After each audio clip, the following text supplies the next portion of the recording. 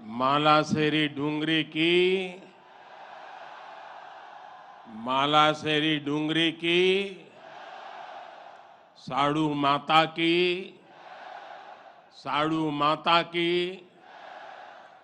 सवाई भोज महाराज की देवनारायण भगवान की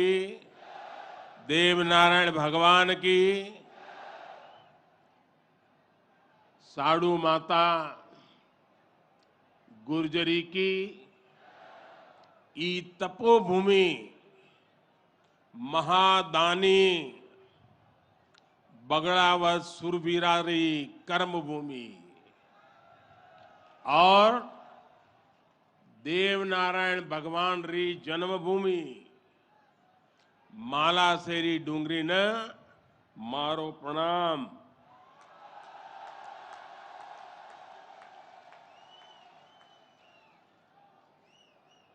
श्री हेमराज जी गुजर, श्री सुरेश दास जी,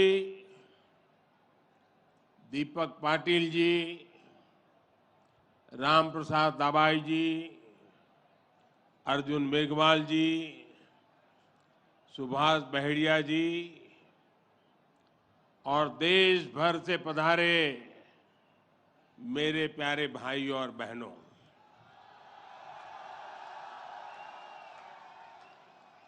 आज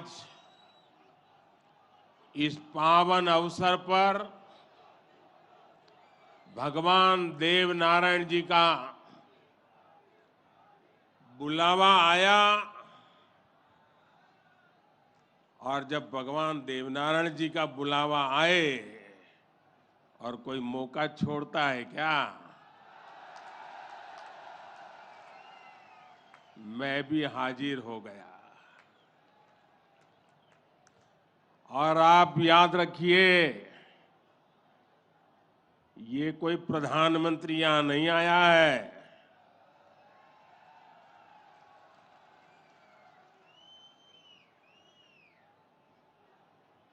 मैं पूरे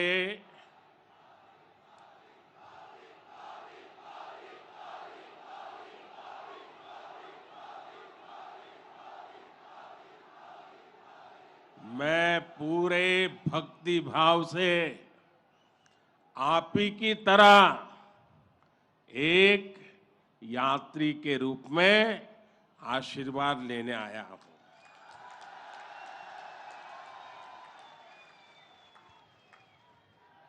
अभी मुझे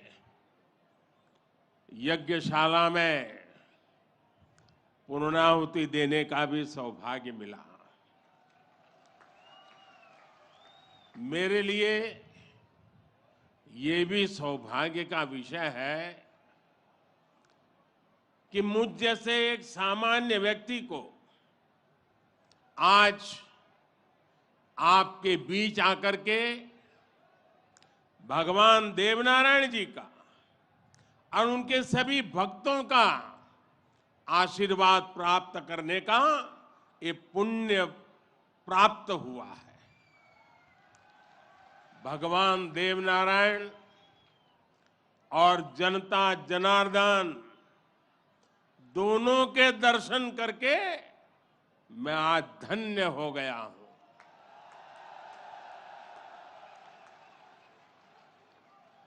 देश भर से यहां पधारे सभी श्रद्धालुओं की भांति मैं भगवान देवनारायण से अनवरत राष्ट्र सेवा के लिए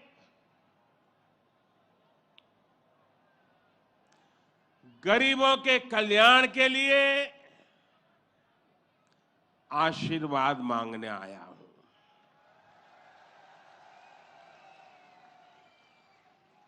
साथियों, ये भगवान देवनारायण का 1111वां अवतरण दिवस है।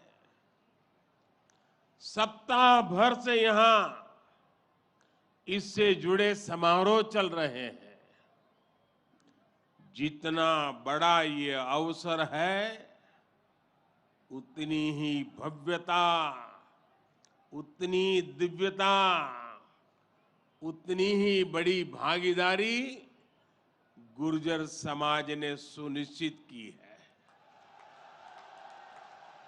इसके लिए मैं आप सभी को बधाई देता हूं।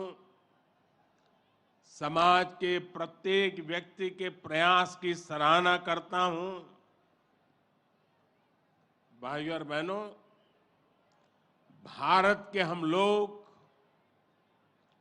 हजारों वर्षों पुराने अपने इतिहास, अपनी सभ्यता, अपनी संस्कृति पर गर्व करते हैं। दुनिया की अनेक सभ्यताएं समय के साथ समाप्त हो गई, परिवर्तनों के साथ खुद को ढाल नहीं पाई। भारत को भी भौगोलिक, सांस्कृतिक, सामाजिक और वैचारिक रूप से तोड़ने के बहुत प्रयास हुए, लेकिन भारत को कोई भी ताकत समाप्त नहीं कर पाई। भारत सिर्फ एक भूभाग नहीं है, बल्कि हमारी सभ्यता की, संस्कृति की, सद्भावना की, संभावना की एक अभिव्यक्ति है। इसलिए आज भारत अपने वैभवशाली भविष्य की नींव रख रहा है। और जानते हैं, इसके पीछे सबसे बड़ी प्रेरणा, सबसे बड़ी शक्ति क्या है? किसकी शक्ति से, किसके आशीर्वाद से? भारत अटल है, अजर है, अमर है। मेरे प्यारे भाइयों और बहनों, ये शक्ति हमारे समाज की शक्ति है। देश के कोटि कोटि जनों की शक्ति है। भारत की हजारों वर्षों की यात्रा में समाज शक्ति की बहुत बड़ी भूमिका रही है। हमारा ये सौभाग्य रहा है कि हर महत्वपूर्ण काल में हमारे समाज के भीतर से ही एक ऐसी ऊर्जा निकलती है जिसका प्रकाश सबको दिशा दिखाता है, सबका कल्याण करता है। भगवान देवनारायण भी ऐसे ही ऊर्जा पुंज थे, अवतार थे, जिन्होंने अत्याचारियों से हमारे जीवन और हमारी संस्कृति की रक्षा की। देह रूप में मात्र 31 वर्ष की आयु बिताकर जनमानस में अमर हो जाना सर्वसिद्ध अवतार के लिए ही संभव है।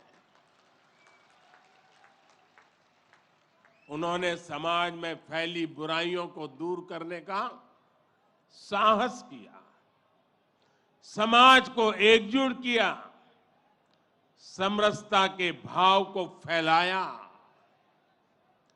भगवान देवनारायण ने समाज के विभिन्न वर्गों को साथ जोड़कर आदर्श व्यवस्था कायम करने की दिशा में काम किया। यही कारण है कि भगवान देवनारायण के प्रति समाज के हर वर्ग में श्रद्धा है, आस्था है। इसलिए भगवान देवनारायण आज भी लोक जीवन में परिवार के मुखिया की तरह हैं। उनके साथ परिवार का सुख दुख बांटा जाता है। भाई और बहनों, भगवान देवनारायण ने हमेशा सेवा और जन कल्याण को सर्वोच्चता दी। यही सीख, यही प्रेरणा लेकर हर श्रद्धालु यहां से जाता है। जिस परिवार से वे आते थे, वहां उनके लिए कोई कमी नहीं थी, लेकिन सुख सुविधा के बजाय उन्होंने सेवा और जन कल्याण का कठिन मार्ग चुना। अपनी ऊर्जा का उपयोग भी उन्होंने प्राणी मात्र के कल्याण के लिए किया। भाई और बहनों, भला जी भला, देव भला।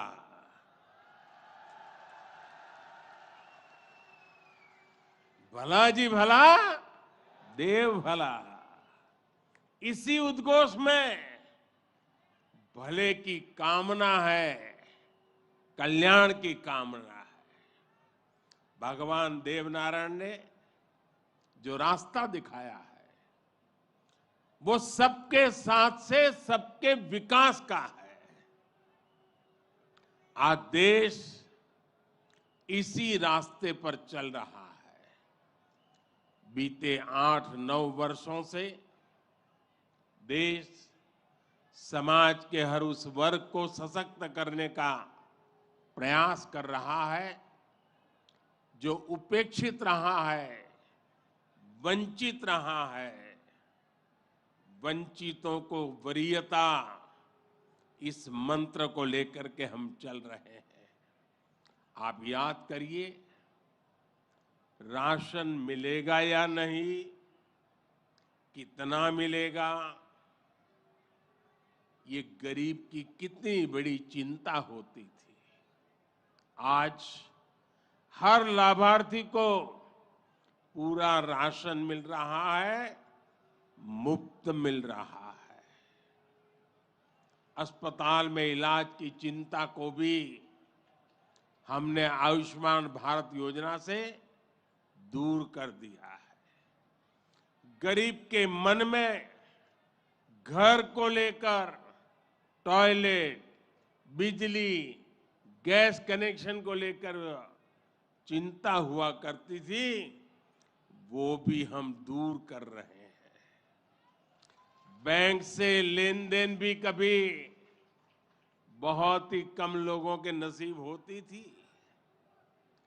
आज देश में सभी के लिए बैंक के दरवाजे खुल गए हैं।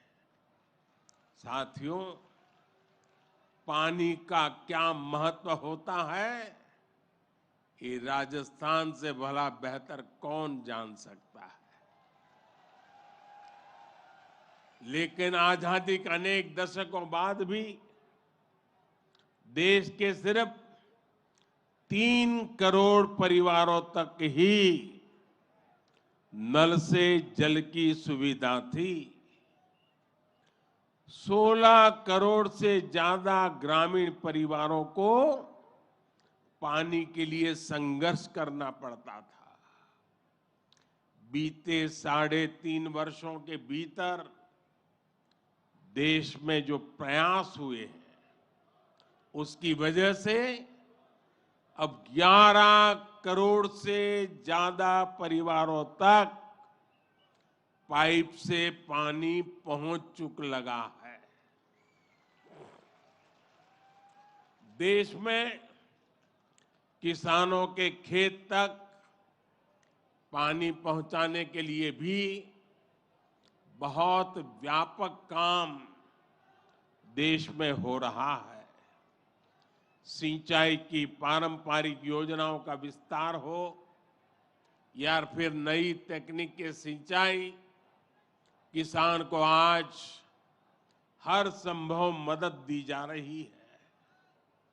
छोटा किसान जो कभी सरकारी मदद के लिए तरसता था, उसे भी पहली बार पीएम किसान सम्मान निधि से सीधी मदद मिल रही है। यहां राजस्थान में भी किसानों को पीएम किसान सम्मान निधि के तहत 15,000 करोड़ रुपए से अधिक सीधे उनके बैंक खातों में भेजे गए हैं। साथियों, भगवान देवनारायण ने गौ सेवा को समाज सेवा का, समाज के सशक्तिकरण का माध्यम बनाया था। बीते कुछ वर्षों से देश में भी गौ सेवा का ये भाव निरंतर सशक्त हो रहा है। हमारे यहाँ पशुओं में खुर और मुंह की बीमारियां, खुरपका और मुंहपका कितनी बड़ी समस्या थी, ये आप अच्छी तरह जानते हैं। इससे हमारी गायों को, हमारे पशुधन को मुक्ति मिले, इसलिए देश में करोड़ों पशुओं के मुफ्त टीकाकरण का बहुत बड़ा अभियान चल रहा है। देश में पहली बार गौ कल्याण के लिए राष्ट्रीय कामधेनु आयोग बनाया गया है। राष्ट्रीय गोकुल मिशन से वैज्ञानिक तरीकों से पशुपालन को प्रोत्साहित करने पर बल दिया जा रहा है। पशुधन हमारी परंपरा, हमारी आस्था का ही नहीं, बल्कि हमारे ग्रामीण अर्थतंत्र का भी मजबूत हिस्सा है। इसलिए पहली बार पशुपालकों के लिए भी किसान क्रेडिट कार्ड की सुविधा दी गई है। आज पूरे देश में गोवर्धन योजना भी चल रही है। ये गोबर सहित खेती से निकलने वाले कचरे को कंचन में बदलने का अभियान है। हमारे जो डेयरी प्लांट है, वे गोबर से पैदा होने वाली बिजली से ही चले, इसके लिए भी प्रयास किए जा रहे हैं। साथियों, पिछले वर्ष स्वतंत्रता दिवस के अवसर पर मैंने लाल किले से पंच प्राणों पर चलने का आग्रह किया था। उद्देश्य यही है कि हम सभी अपनी विरासत पर गर्व करें, गुलामी की मानसिकता से बाहर निकले और देश के लिए अपने कर्तव्यों को याद रखें। अपने मनुष्यों के दिखाए रास्तों पर चलना और हमारे बलिदानियों, हमारे शूरवीरों के शौर्य को याद रखना भी इसी संकल्प का हिस्सा है। राजस्थान तो धरोहरों की धरती है। यहां सृजन है, उत्साह और उत्सव भी है, परिश्रम और परोपकार भी है। शौर्य यहां घर घर के संस्कार है। रग राग राजस्थान के पर्याय है। उतना ही महत्व यहां के जन जन के संघर्ष और संयम का भी है। ये प्रेरणा स्थली भारत के अनेक गौरवशाली पलों की, व्यक्तित्वों की साक्षी रही है। तेजासी से बाबूजी तक, गोगा जी से रामदेव जी तक, बप्पा रावल से महाराणा प्रताप तक यहां के महापुरुषों, जननायकों, लोक देवताओं और समाज सुधारकों ने हमेशा देश को रास्ता दिखाया है। इतिहास का शायद ही कोई कालखंड है जिसमें इस मिट्टी ने राष्ट्र के लिए प्रेरणा न दी हो। इसमें भी गुर्जर समाज शौर्य, पराक्रम और देशभक्ति का पर्याय रहा है। राष्ट्र रक्षा हो या फिर संस्कृति की रक्षा, गुर्जर समाज ने हर कालखंड में प्रहरी की भूमिका निभाई है। क्रांतिवीर भूप सिंह गुर्जर, जिन्हें विजय सिंह पथिक के नाम से जाना जाता है, उनके नेतृत्व में बिजोलिया का किसान आंदोलन आजादी की लड़ाई में एक बड़ी प्रेरणा था। कोतवाल धन सिंह जी और जोगराज सिंह जी ऐसे अनेक योद्धा रहे हैं जिन्होंने देश के लिए अपना जीवन दे दिया। यही नहीं, राम प्यारी गुर्जर, पन्ना धाय जैसी नारी शक्ति की ऐसी महान प्रेरणाएं भी हमें हर पल प्रेरित करती है। ये दिखाता है कि गुर्जर समाज की बहनों ने, गुर्जर समाज की बेटियों ने कितना बड़ा योगदान देश और संस्कृति की सेवा में दिया है। और ये परंपरा आज भी निरंतर समृद्ध हो रही है। ये देश का दुर्भाग्य है कि ऐसे अनगिनत सेनानियों को हमारे इतिहास में वो स्थान नहीं मिल पाया जिसके वो हकदार थे, जो उन्हें मिलना चाहिए था। लेकिन आज का भारत, नया भारत, बीते दशकों में हुई उन भूलों को भी सुधार रहा है। अब भारत की संस्कृति और स्वतंत्रता की रक्षा के लिए भारत के विकास में जिसका भी योगदान रहा है, उसे सामने लाया जा रहा है। साथियों, आज ये भी बहुत जरूरी है कि हमारे गुर्जर समाज की जो नई पीढ़ी है, जो युवा है, वो भगवान देव नारायण के संदेशों को, उनकी शिक्षाओं को और मजबूती से आगे बढ़ाएं। ये गुर्जर समाज को भी सशक्त करेगा और देश को भी आगे बढ़ाने में इससे मदद मिलेगी।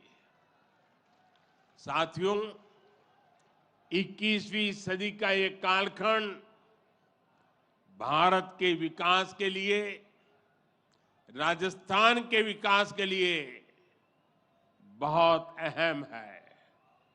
हमें एकजुट होकर देश के विकास के लिए काम करना है।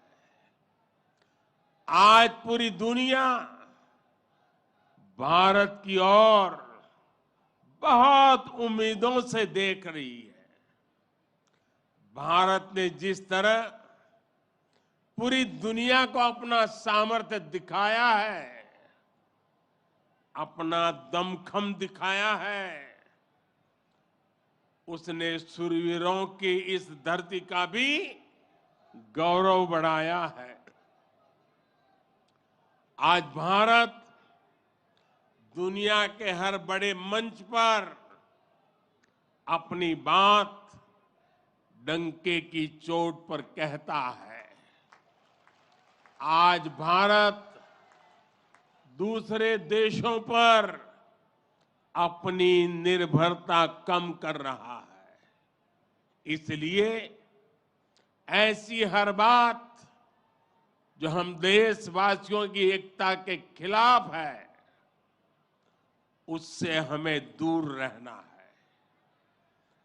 हमें अपने संकल्पों को सिद्ध कर दुनिया की उम्मीदों पर खरा उतरना है। मुझे पूरा विश्वास है कि भगवान देव नारायण जी के आशीर्वाद से हम सब जरूर सफल होंगे। हम कड़ा परिश्रम करेंगे, सब मिलकर के करेंगे। सबके प्रयास से सिद्धि प्राप्त होके रहेगी। और ये भी देखिए कैसा संयोग है, भगवान देवनारायण जी का 1111वां अवतरण वर्ष। उसी समय भारत की G20 की अध्यक्षता, और उसमें भी भगवान देवनारायण का अवतरण कमल पर हुआ था।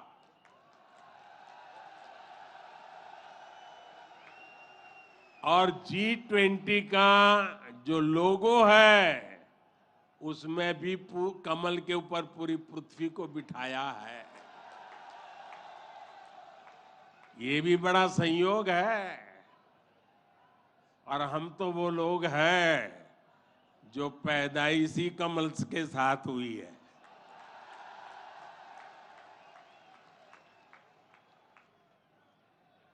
और इसलिए हमारा आपका नाता कुछ गहरा है।